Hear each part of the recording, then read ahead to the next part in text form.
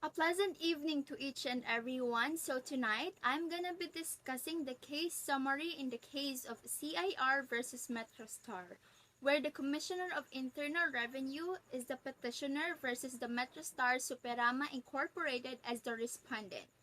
And for the information of everyone, this case is related to due process. And in this case tackles about the failure to strictly comply with notice requirements prescribed under the Section 228 of the NIRC and Revenue Regulation number 12 to 99 in tantamount to denial of the due process. And for the information of everyone, Section 228 is the tax code clearly requires that the taxpayer must first be informed that he is liable for deficiency taxes through the sending of a PAN. He must be informed of the fact that the law upon the assessment is made. The law imposes a substantive, not merely a formal requirement to proceed heedlessly with tax collection without first establishing a valid assessment is evidently violative to the cardinal principle in administrative investigations. The taxpayer should be able to present their case and adduce supporting evidence.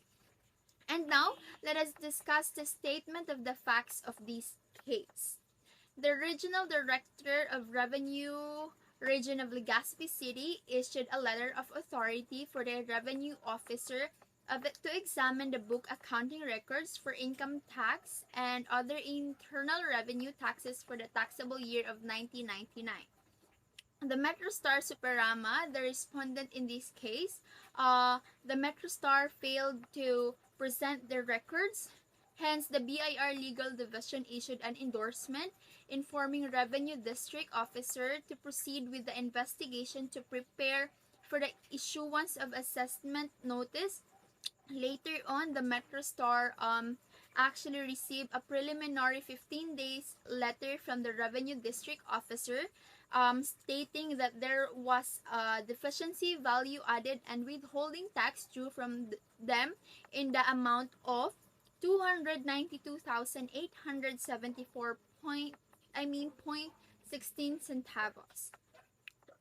Therefore, they received a formal letter of demand from the Revenue District, Legazpi City. And the Court Tax Appeals granted the petition for review of respondents on the ground that this was no clear showing that respondent actually received the alleged preliminary assessment notice. Hence, the formal letter demand as well as the warrant of distraint and or levy were void because MetroStar was denied to a due process.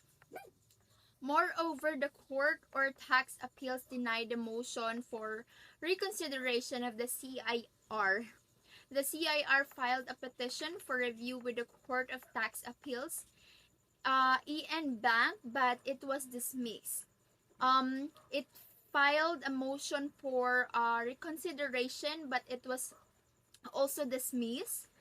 And to make it much clearer to everyone, I actually created here a much organized and detailed summary of what happened in this case so that everyone would understand it better. During January 26, 2001, the Regional Director Revenue Region 10, Legazpi City, issued a letter of authority number 000-65614, the Revenue Officer Daisy G. Justiniana, to examine petitioner's book of accounts and other accounting records for income tax and other internal revenue taxes for the taxable year of 1999. The said letter of authority was revalidated on August 10, 2001 by Regional Director Leonardo Sacamos.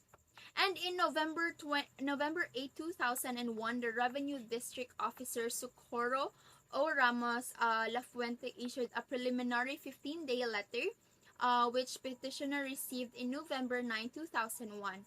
And the said letter stated that a post-audit review was held, and it was ascertained that there was a deficiency value added and withholding tax due from petitioner in the amount of 292,876 and 16 centavos.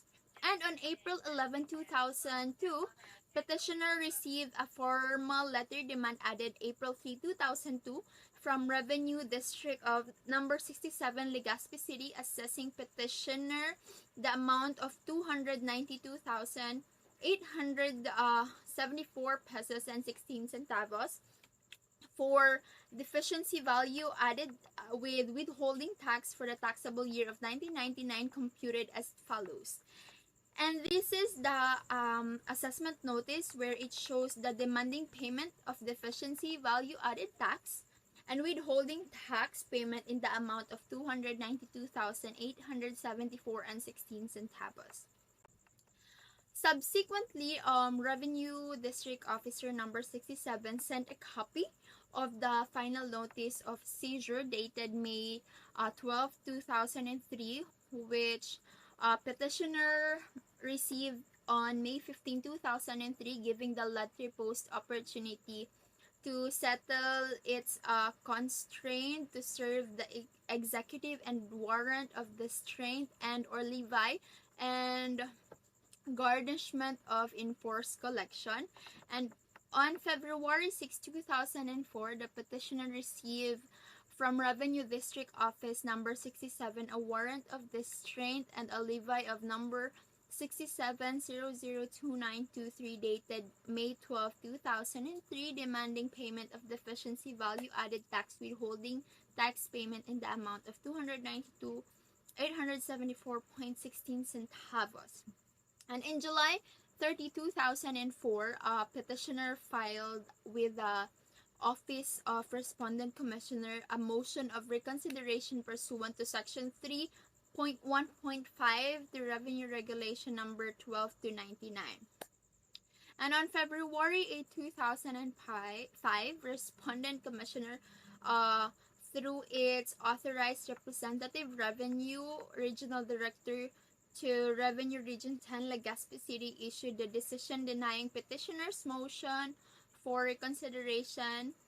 Through counsel received said decision on February 18, 2005.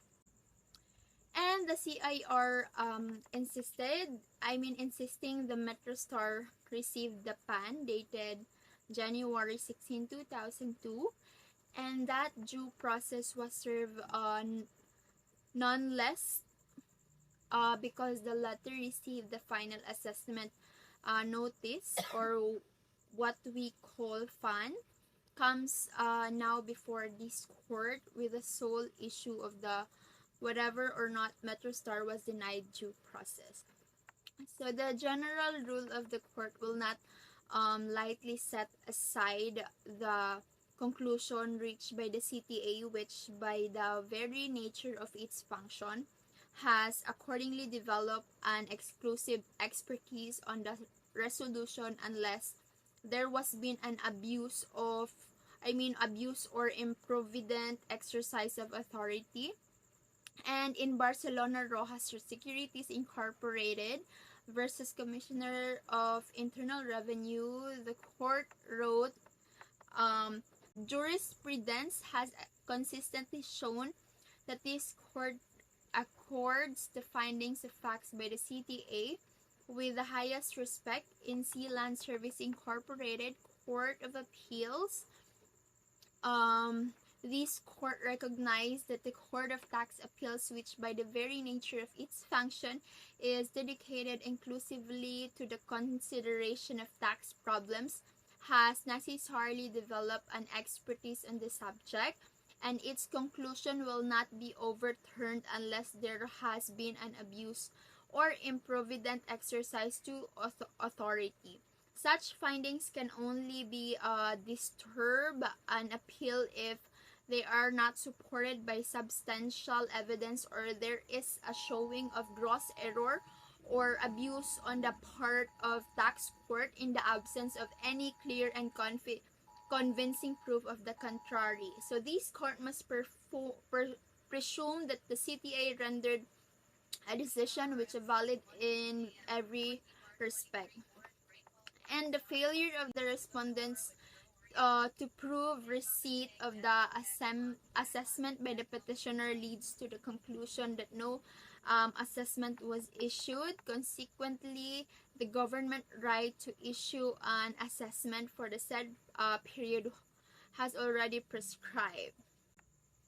And the Supreme Court ruled that yes, it is tantamount to due process because it is clear from the tax code that the sending of preliminary assessment notice to the taxpayer is part of the due process requirement in the issuance of the deficiency tax assessment.